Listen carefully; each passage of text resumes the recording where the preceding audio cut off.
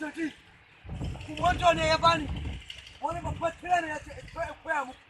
saboda ku ba ku iya ku rinka kare mu kasan mu tana saboda ku yanzu haka duk abin da ku yi shi ku ji